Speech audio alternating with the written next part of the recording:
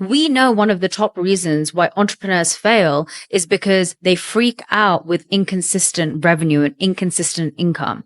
If you can create a formula to get you annual reoccurring revenue, whether it's a retainer model, whether it's a subscription model, whatever you're doing is going to give you security. Some say you have to choose between being the perfect professional woman or being the bad girl.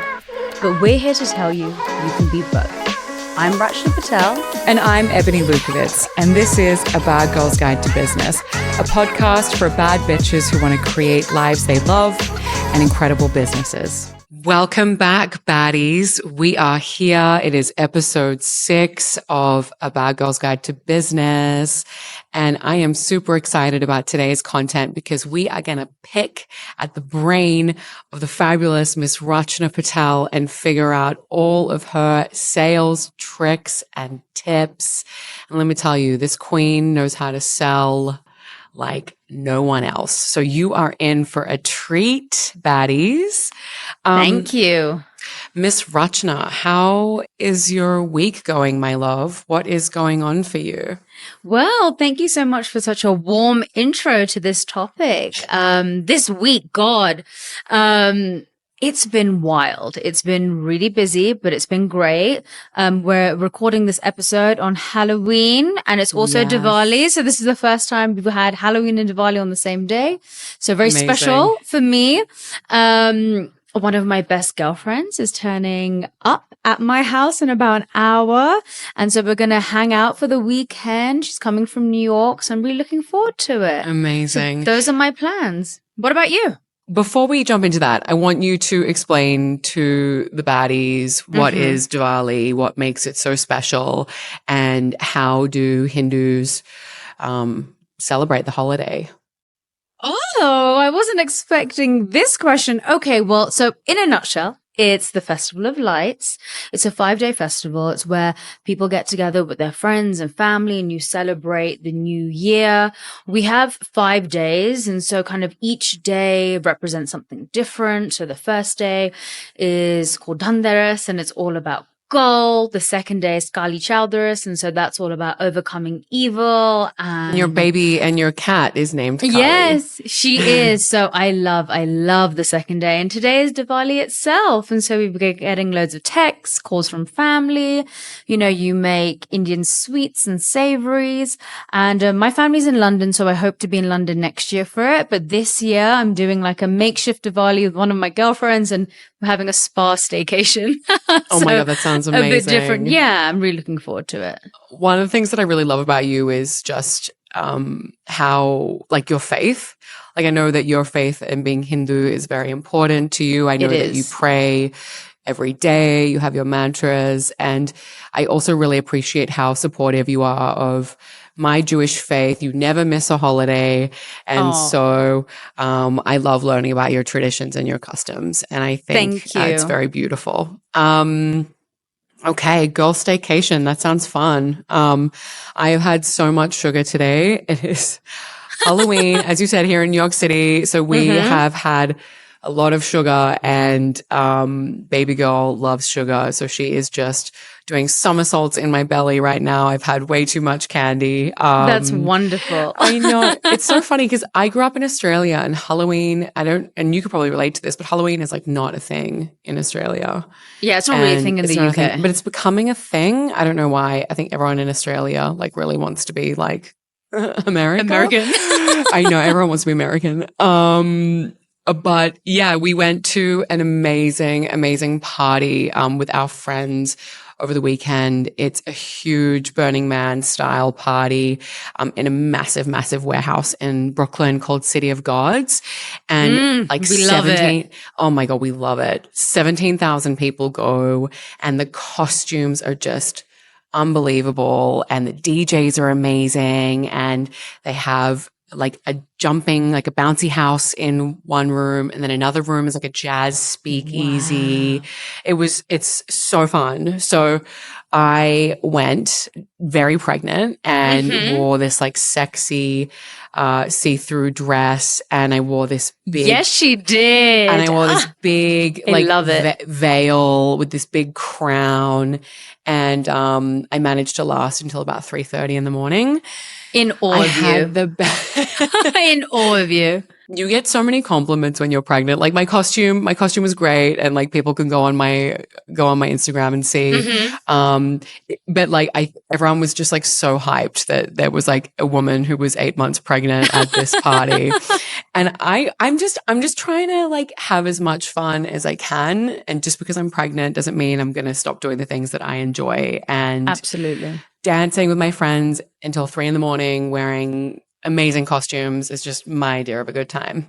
So I love that. Adam and I were like, we cannot wait to show our daughter these photos of us at this party. It was amazing. So cool parents. That was our Halloween. But I've had like a bit of an anxious week this week just because work has been so incredibly busy, and I am getting closer to having this baby. I'm like nearly 8 months now, and just like trying to get everything in order before I leave. We're looking to hire another person to join the team. So I feel like I'm running out of time to get everything in order. And I know it will be good, but I've just been feeling like really anxious this week about getting results for clients. It can be such an emotional roller coaster, like 2 clients where kind of struggling to get results for at the moment. And then another client is like interviewing with the Wall Street Journal and Fox Business and Bloomberg. And so just riding like the highs and lows this week. And I think just trying to like take care of myself. And, I worked like 13 hours. I worked from like 6 till 7 the other day. And I was really tired. I wanted to go to the gym. I wanted to journal. I wanted to start doing like some of my birthing education. And I just had no time for it. And it really sucked because I literally sat down at our dining room table at 6 and I didn't leave until a friend came over for dinner, and I had to cook dinner at like 7. And I was so bummed because I was like, I want to move my body. I want to journal. Like I want to go for a walk, and I had no time. So yesterday I made a point of leaving the office at like 5. Good. Went to the gym, made dinner for my husband and I, and just like trying to take the pressure off myself a little bit, because this week I have been like more anxious about everything. And it happens, I guess. You have weeks where you're more anxious, less anxious, but this has definitely been one of those weeks where I'm like, oh, I don't know if I could do all of this. I know. And I mean, like I said, I'm not just in awe of you because you partied until 3:30 in the morning at City of Gods, but because of everything you do for your business, being nearly 8 months pregnant, and also, maintaining a social life and a family life and sharing your life with your partner. It's a lot. It's a lot of work. And, it's very important that you make sure you take the breaks that you need and you take that moment to ground, because, you can't just push yourself. Right. And not plan for rest, especially as this baby is coming. So thank you for sharing that with the baddies, because I just think that there are so many women out there who are, thinking about starting their businesses or are in work and, heavily pregnant or thinking about getting pregnant. And it's about, wow, how do I juggle this? Because now it's not just, okay, my business comes first or my career comes first. It's my baby comes first. Yeah. Then I have a whole family unit that I'm kind of looking after, prioritizing. And then it's my business as well. And it's about, allocating that time efficiently between both. So I think you're doing a great job. Just continue being kind to yourself, and of course, move your body and give your baby girl that sugar that she's craving. Give yourself all of those treats and enjoy. Get that time. I'm trying to have fun. Yeah. Yes. I'm trying to have fun. And I think one thing that I'm conscious of is that you and I are just like such go-getters, go. And the point of this show is to be vulnerable and to be real and to really take people on the journey with us. and say, it's not all roses, and it's going to suck some weeks and it's going to be great other weeks. And so that is where I'm at, and feeling very grateful, but also just, okay, like, need to take care of myself. And it's okay if you're feeling a little anxious this week, because next week's a whole new week. Exactly. And like I said in the last episode, well, I think it was a few episodes ago, no one's going to look after you the way you can look after yourself. Yeah. And so you have to do it for your business, for your family, for your baby girl. It's very, very important, because I think we all wear that kind of like badge of honor, like, hey, I'm doing all of this work. Superwoman, trying to be superwoman. Yeah. And even when I look at my day yesterday, I'm like, oh, I did this, and I went in person for this meeting, and I was able to do this, and I took my cat to the vet, and I came back and I did this. And I'm like, wow, that's amazing. And then it's like 8:00 and I'm like, God, I just want to eat and relax for a minute. Like, I know. I just want a minute to myself. Yeah. I know. And as women, I think we can't pour from our cups. If our cups are empty, we can't give to anyone else if we've got nothing left in the tank. Exactly. So it's really important to take care of yourself so you can take care of those around you. Yeah, I love it. Good. So, my love, we're going to get into your zone of genius in this episode. Let's do it. And I'm very, very excited to hear, all of your tips when it comes to sales and the process. And because I know that you have spent your career specializing in this, and you've learned a lot, and you've been able to be mentored by some incredible people. I've learned a lot from you, and I'm very, very excited that the baddies are going to get a chance to learn. I know that this is going to be a really value-filled episode. So why don't you take it away, my love? Where would you like to begin? Sales 101. Sales 101.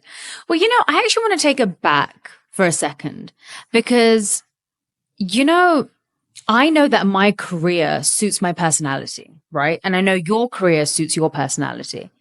And I know I made a joke about it. And I think in one of maybe episode 2, when I was doing my intro, and my mom was like, you can't make a career just out of talking to people. And I was like, oh, I can't. And then I did. And I was like, chatterbox. This is amazing. And so, often I get the question, how did you start your company? How did you know that this was the career for you? And like I said in my previous episode, the career just kind of happened for me, and I was very open to it. And that's why I've been able to make it successful, because I was open to it. I continuously worked hard, and I really hustled for it. So that's really how my kind of career and my sales background really started. But before we kind of dive into all of the sales stuff, how do you feel your personality aligns to the PR side of things? Because let me just tell the baddies this. When I get a text from Ebbs, I literally turn to my partner, Michael, and I'm just like, look at this text from Ebbs. It's literally a poetic genius. She's just so eloquent with her words. This is just like, wow. She's just so good. I mean, it's true though. Just like a simple text, just a simple, hey, just want to hype you up for the morning. Just need you to know you're a bad bitch. I'm like, thanks, Gal. This is amazing. But it's just, it's just like, it's given with so much love, but it's just so beautifully written. How do you do that? And that's sweetheart. why I think, it fits. Yeah. It's funny. In school, I was hopeless, tragic at math, could not do mathematics, hated science. Like, I know that there's like two sides of the brain, the left side and the right side. I'm not sure which one is which, but whichever one has creativity and communication and literacy, that is where I love to hang out. And so I love to read. I love to write when I was younger. And so going into a career in communication was, all I was ever really going to do.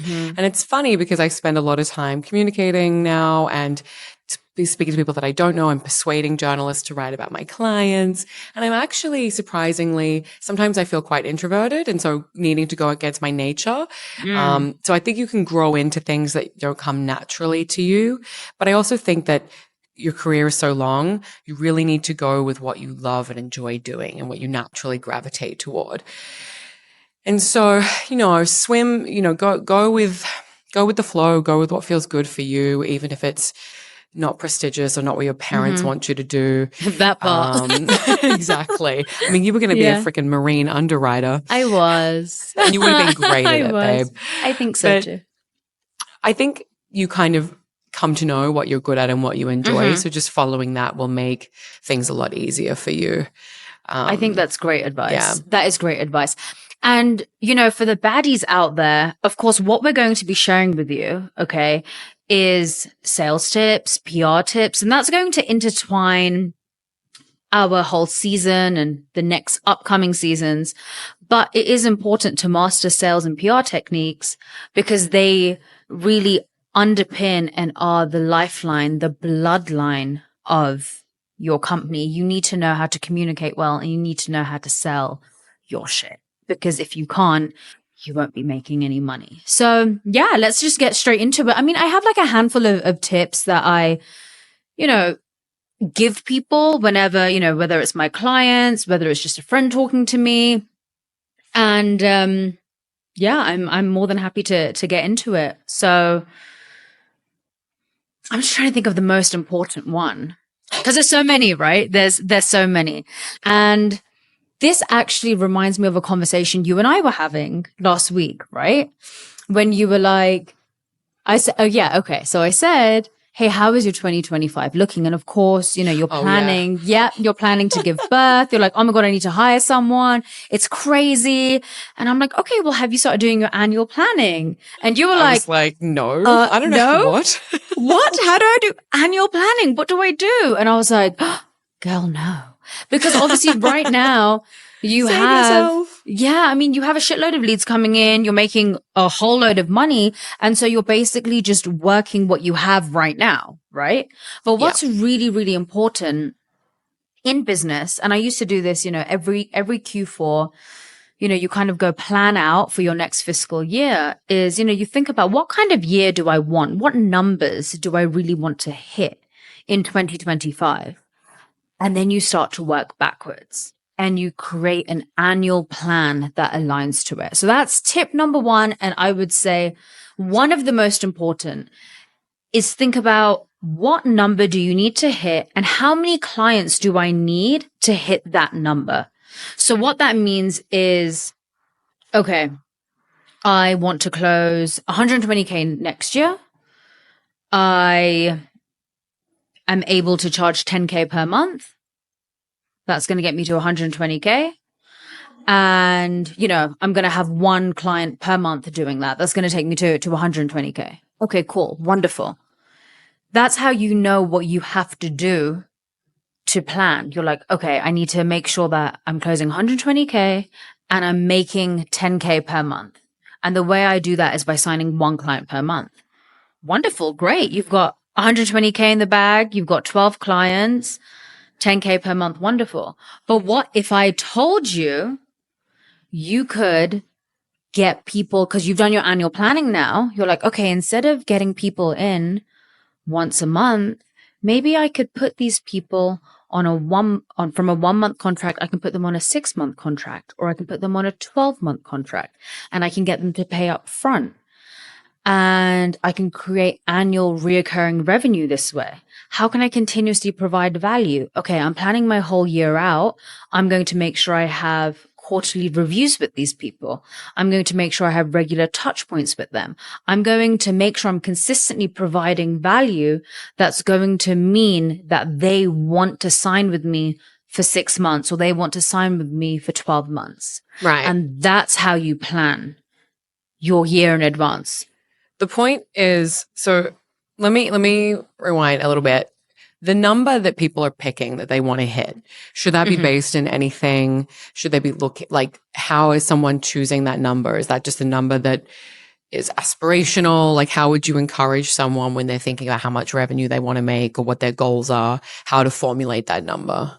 Well, I think it's part, it's 50% aspiration and it's 50% fact, right? Like, you have to look and be like, okay, what have I been doing so far? Okay, so let's actually go back to, when I first started working with you, you were bringing in clients for, they were spending 3K per month with you, or they were spending 1.5K and they were signing for 1 month on like an ongoing contract, on a rolling contract, right? Yeah. And then you were like, actually, I'm doing a shitload of work for these people. I'm doing so much. I think what I'm doing, I should be charging at least 20K or I should be charging 30K. And I need to know where I'm assigning my resources and exactly what I'm doing. So we spoke about you doing minimum 6-month contracts. I mean, you try for a full annual year, but you do that, right? So you think about, what am I doing right now? What am I charging? What should the price be? And how can I create that value? How can I position myself to always position myself with value? And the point of the 6 or 12-month contract essentially is so that you're not having constant contract renewal discussions with the client. Gosh, no. No, absolutely not. Because you don't want to keep having constant contract conversations, because every time then you have to go through legal, you have to do your paperwork again. You're up for audit, basically. If you're like, hey, listen, I'm going to be working with you for a full year. I'm going to be charging you X amount per month. These are our KPIs. These are our milestones. I'm going to do a quarterly review with you. I'm going to meet with you bi-monthly. And this is what we're hoping to achieve over a year. That's much easier to do than to be like trying to hustle every month. Hey, do you want to sign again? Do you want to sign again? Do you want to sign again? That shit is tiring. Who wants to do that? Right. And like I said, when I gave the example at the beginning of this, it's like, great, I want to hit 120K. I'm going to get one client every month paying me 10K. What happens if I get each client, that one client per month, instead of them paying 10K, why don't I get each client to commit to a full year and each client pays me 120K? If each client pays me 120K over the course of a year, what do you have? Like, is it $1 million? I don't know. Oh, over. I think it's like 1 point something. Well, like I said, guys, mathematics are my strong suit. One thing I will add to this though is because from speaking from my own experience, and I also want to make sure that in this episode we're weaving in advice for B2C like product people as well, because one of my dearest girlfriends has a sunglasses company, and I know that you work with a lot of like B2C product brands as well. So I'd love to hear your tips for selling to them. But when you're trying to have a conversation with someone and you want to do the 12-month or the 6-month contract, and they don't want to be locked into that because, they're trying to also protect themselves. They don't want to get into a bad relationship that they can't get out of. One thing that we do is we say, okay, like we will do 6 months, and in 3 months in, we will do an exit clause where if you're not happy, then you can walk away, no fault. And you've just got to give us like 30 days notice. Other clients will say, okay, we'll do the 12 months. But if you're not happy for whatever reason with 30 days written notice, you can walk away at any time. And so you can also give people those like little escape options, and they don't take it. But just knowing that that's there makes them feel a little less suffocated and locked in, and is one of the ways that you can get them to that 3, 6, 12, or even 24-month relationship. Absolutely. Yeah. Just offer people a 90-day break clause. Just be like, written notice, 90-day break clause. That means at least you've got the, annual recurring revenue for those 3 months. And why is annual recurring revenue so important? It's so important because it shows the health of your company. Right? If you can hit those consistent revenue goals per month, it creates stability for you. We know one of the top reasons why entrepreneurs fail is because they freak out with inconsistent revenue and inconsistent income. If you can create a formula to get you annual recurring revenue, whether it's a retainer model, whether it's a subscription model, whatever you're doing is going to give you security. Also, if you're looking to be bought out by someone, they want to know how much money you're making every month. And they want to know it being consistent. So look, if we go back to my example of rather than just getting one client per month charging, you're getting 10K, if you get each of those clients, each of those 12 clients to commit to an annual contract, right? That means your 12 clients that would just be paying and you'd be making 120K. If you got all 12 of them to commit to the full year, that would be 1.44 million. And that's because you're having all of those, right? Not bad at all. Just shy of 1.5 million because you're having the annual conversations with them. Yeah. And also I know that one thing you wanted to make note of as well is that the longer the contract is, the more time you have to prove yourself and prove Exactly. value. And I know for me that a comms, when you're doing a comms or a PR campaign, those first few weeks are literally just spent getting to know the client, onboarding, figuring out their product, what industry they're in. That takes time. And so if I'm only doing a 1 or 2 month contract with someone, I don't have a lot of time to get them coverage and really prove how successful we are. Exactly. So we're at the stage now we don't work with people for less than 6 months. But let me ask you, how does this apply to someone who is not in the service-based industry? You and I are in the service industry. We're talking about clients, retainers, all those things. How should someone who is selling a consumer product or, is in the goods and product industry, how should they be thinking about engaging with customers and creating predictable recurring revenue? I think that this is really kind of important. And, we can even have a whole separate episode on this because I work with B2B clients, but I also work with B2C. And what I've B2B found is business to business and B2C is business to consumer. Business to consumer, exactly. So, there's a few things that you can do. And if you're able to buy your product in bulk and you're able to secure lower costs, that's going to help you first and foremost, as much as possible. You want to figure out where your market is when it comes to direct to consumer, right? Like, are you going to be selling directly through your website? Are you going to be selling through a third party vendor like Amazon, for example? You need to figure those things out. And then you need to look at what's happening throughout the year. So, for example, for consumer goods, there's going to be certain points in the year where certain things are purchased more, specifically during Black Friday or Christmas time. And so you want to be able to work with the ebbs and flows of things. And then, like I said, you need to figure out where your market directly is. So are you going to be putting your marketing campaigns and dollars behind ads that are going directly through to Instagram or Facebook or Amazon ads? Where is your market consuming? And then just do stuff slowly and then be able to double down on what is working. And if something isn't working, pivot quick. Because what I've noticed with, the B2B industry is people are exchanging their time for money. And so you really are in control with that, right? For the B2C, when people are doing, some sort of consumer goods product, whether it's shoes, water bottles, yoga mats, books, sunglasses, whatever it may be, you have to put money down to get the product, right? You have to put the money down. Once you put that money down, what you're really trying to do is keep your costs as low as possible and be able to mark up as much as possible. That's going to leave you competitive with the market.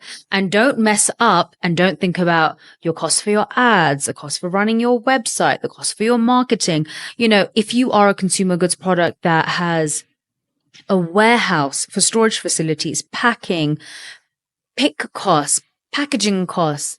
When you're importing products from consumer goods from a different country, you have to make sure you're accounting for the taxes. So it's a whole nother beast in itself. So happy that I am not in the goods industry. Like my word, one of my very best friends has a really incredible sunglasses company, Indie Sunglasses. Yes, incredible. INDY, incredible. Another one of my ride or dies. She's phenomenal. She's phenomenal. We'll get her on the show. Has built her sunglasses. Yeah, we should. We'll get her on the show. I have 4 of her sunglasses behind me right now. They're great to wear to the beach. They're great to wear to the rave. They're amazing. I was going to say rave. Yeah, they're great at raves. But the amount of outgoings and overheads that this poor woman deals with, logistics, goods, taxes, Instagram ads, Facebook ads. And here I am just selling myself, and that is it. My only overhead is me and then our incredible director. So just shout out to all of the baddies who are selling product, because I know it is not easy. No. So yeah. But can I just say, once they crack it, that baby is a cash cow. Listen, as someone who has a B2B services company, but also has invested shares in another B2B company, but also a She's an B2C company. investor. She's an investor. Amazing. I've diversified my portfolio. Oh, go off, sis. I Once love hearing you talk like this. Thank you. But once you crack the code with B2C, ooh, that's good. Really, it's good. So don't be scared. That's amazing. Okay. So, we've talked a little bit about, predictable cash flow contracts. Let's get into, I guess, identifying pain points and what people need and how do we solve that problem? Yeah. You'll start to notice a pattern, right? There's, you always want to capture data where possible. And you'll start to see, and I'm sure you can attest to this, right? Like now I know you're kind of more focused around the crypto industry and you're kind of niching down, which I think is amazing. I think niching down is really, really important. But you'll start to realize there are certain pain points that certain people, certain buyers in the industry are always going to be facing. Now, as long as you are always leading with value and you're genuinely trying to help people, you are going to be trustworthy in it. And that's the important thing, right? You have to always identify their pain points, build trust, and let them know like, hey, I've been doing this for over a decade. These are the things I hear. This is what I'm consistently solving, and this is what I'm consistently helping with. Does this sound like you? So we're leading with the problem as opposed to the solution. Yeah. Always you want to move people away from pain, right? It's very important to lead people away from pain rather than being like, hey, I have this really fun product. It was really, really fun feature. Yeah, you should come use it. People are like, yeah, whatever. It's fine. But if you're like, oh my gosh, I need to have this because it's going to, Are you for sick example, of this? Right. Yeah. I mean, okay. So for example, indie sunglasses, there's sunglasses brands everywhere, right? Everywhere. But if indie's like, my sunglasses are the most fashionable, they're environmentally friendly, sustainable, affordable. whatever. Yeah. Great. Everyone's like, oh, nice, great. Okay, wonderful. But if Indie turns around and she's like, listen, these glasses are going to help prevent cancer around the eye. They're going to help you stay young, aging. Women are going to be like, and men, okay, wait, I want that. I want to make sure that I'm not aging, preventing cancer. That's what's really important rather than, wow, this is so cool and this looks so pretty. You see the difference? You have to steer people away from pain. And that comes with your services industry. That comes with your consumer goods industry, products, whatever you're doing. Move people away from pain. Yeah. My colleague said this the other day where she's like, it's much easier to sell people an Advil or a Tylenol, like than when a they have a vitamin. headache. When they have a headache, they're offering them a vitamin. Like people want that relief. So really talking to them, saying, I know that I know that you have this problem. This is how we can solve it for you. You need to push on the sore spot a little bit. Yes, you do. You do. And, something that's really important that's going to allow you to identify those pain points is actually really listening to people. Whether you are in a consumer goods kind of space and you're talking to people about wholesaling or whatever you're doing with that, or if you're in the services industry, when you're having a conversation with someone, you should really be doing 80% just listening and repeating stuff back and saying, oh, okay, so what I heard was this. Oh, did I understand this correctly? And just let them talk. That's how you will identify what their pain points are and where you need to steer the conversation. So don't talk as much. Just listen. Be a really, really good listener. Yeah. Yeah. I mean, and this is specifically for, again, people that are selling services. In sales calls, you want to be doing like 80% listening and 20% talking. And this is something that I have learned as well when I'm going into a conversation with a client. Of course, you want to be researched and really have as much understanding as you can about them. But the whole conversation should just be spent saying, asking them questions. What's your biggest pain point? Have you worked with, a provider like this before? How did it go well? How did it not go well? What's your budget? How motivated are you to sign and start immediately? What are your dream results? And then at the very end of the call, you can just say, well, we can do this, this, this, and this for you, and we will charge you this much. My business Beautifully partner, done. yeah, thank you. I learned from you. My business partner always says, you don't need to take the test without knowing the answers. And people also love to talk about themselves. This is true in social occasions. It's true in interviews, in everything in life. So if you just sit there and ask them question after question after question, they're going to feel really heard. And you're also going to know exactly what's going on in their head. And this is incredibly effective in sales conversations. And additionally, I think when you're selling a product to a consumer, like you said, whether it's a vitamin or a water bottle or a yoga mat, that probably looks a bit different in terms of like interviewing and speaking with your customers and doing some market surveys and things like that. But it's so important to be laser focused on what the person's needs are and fitting yourself into that, as opposed to you have an idea of what you want to be or what you should be, and saying you, like, to your customer, you need to fit my model. I think really just going out and understanding what the pain point is and listening is so important. Definitely. So, yeah. And I love what you did there. And I think it's very important to ask the right questions, but also be speaking to the right people. And there's so many acronyms out there. There's BANT, there's medic selling, Medic selling. So many. But if you just want to keep it really, really simple, BANT works great. You want to make sure the person has budget. You want to make sure they have authority, need, and timeline. This is literally sales 101, the basics that I learned like straight in my first job. Because, when you're cold calling and you're speaking to people, you want to make sure that when you're setting them up on the next call, they actually have the budget for the project that you're doing. They have the authority to sign. They have a need. They need your service and they fit within a timeline. If they're like, yeah, I want to do this in like 3 years time. Okay, now is not the right time to be speaking. You can reach back out to them. But if they're like, yeah, I want to get this done within 3 to 6 months, that means that they've got the right timeline. They fit within your budget. They have the authority. Yes, I'm the signer. And also these questions are really important because if they aren't the signer, it allows you to ask multiple questions. Okay, you aren't the signer. Who else is involved in the decision-making process?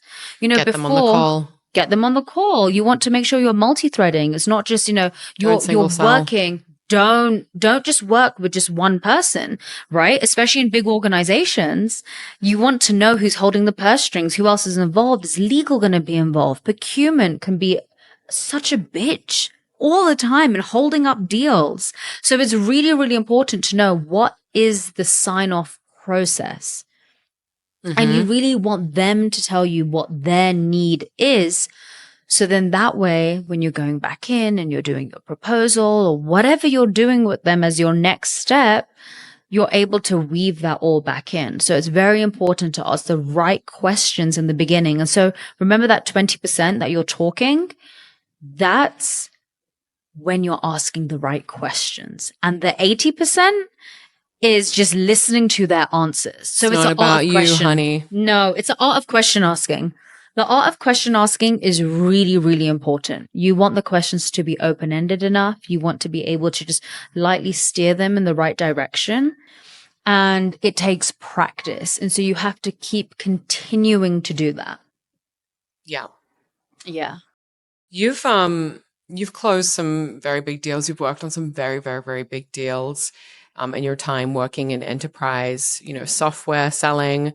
What are some of the biggest roadblocks or hurdles that come up in this process, and how can people move through those roadblocks?